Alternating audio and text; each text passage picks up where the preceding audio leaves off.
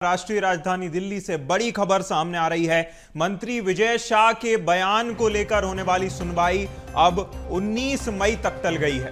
देखिए, supreme court में मामला पहुंचा था, जहां मामले की सुनवाई सोमवार तक टल गई है और अब विजय शाह के विवादित बयान को लेकर सुप्रीम कोर्ट में होने वाली सुनवाई अब 19 मई को होगी। सोमवार को अगली सुनवाई की तारीख सुप्रीम कोर्ट की ओर से तय की गई।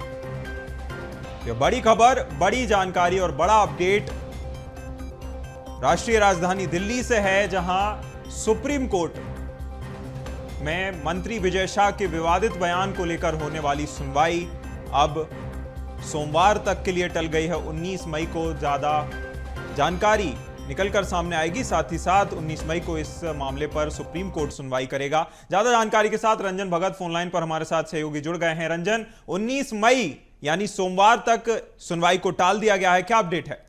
जी बिल्कुल, देखिए, मंत्री विजय शाह को एक और बड़ी राहत सुप्रीम कोर्ट से मिली है। अब आज जिस तरीके से सुनवाई हुई इस मामले को लेकर के, क्योंकि जो बयान दिया था मंत्री विजय शाह ने, उसको लेकर के लगातार जो है कार्रवाई की जा रही थी। हाईकोर्ट में भी साफ तौर पर उनके खिलाफ कई सारे प्रकरण दर्ज करने के आदेश दिए थे। उसके बाद गैर जमानती अपराध पर जो है इनके प्रकरण दर्ज कराए गए, जिसके बाद इन्होंने सुप्रीम कोर्ट का शरण लिया और कल भी इस पर सुनवाई थी। हालांकि कल भी सुप्रीम कोर्ट ने कहा था कि पहले आप हाईकोर्ट जाएं, उसके बाद से आप सुप्रीम कोर्ट का रुख करें।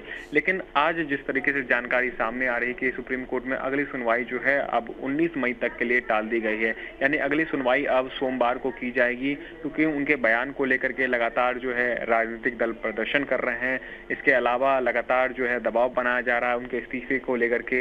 लेकिन जिस तरीके से गैर जमानती FIR उनके ऊपर जो है अलग अलग जगहों पर दर्ज कराए गए हैं, उसके बाद से लगातार जो मामला है वो सुप्रीम कोर्ट में चल रहा है, इसके अलावा हाई कोर्ट में भी चल रहा है।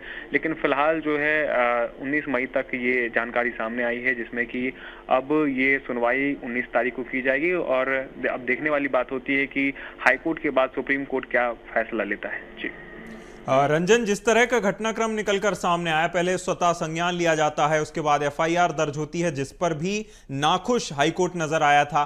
क्या लगता है सुप्रीम कोर्ट इस मामले में क्या रुख ले सकता है?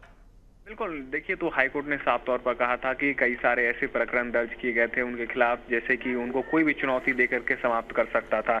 लेकिन हाईकोर्ट ने साफ तौर पर कहा है कि ये जो बयान है वो बिल्कुल भी किसी एक मर्यादित एक पद पर रह करके किसी व्यक्ति के द्वारा नहीं दिया जाना चाहिए। ऐसे में उनके खिलाफ जो है कई सारे मामलों में जो है प्रकरण दर्ज कर लिए गए हैं।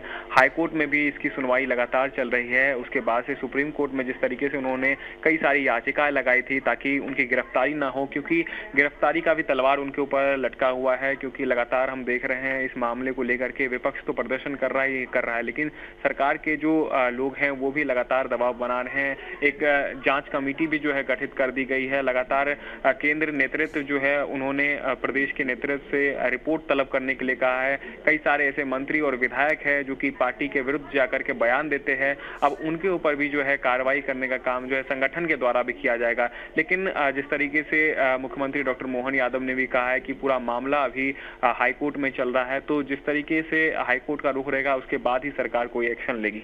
बिल्कुल, कहीं ना कहीं अब तो कोर्ट तक ये मामला पहुंच गया है, उसके निर्देशों के बाद ही आगे कुछ हो सकेगा। तमाम जानकारी के लिए बहुत शुक्रिया रंजन।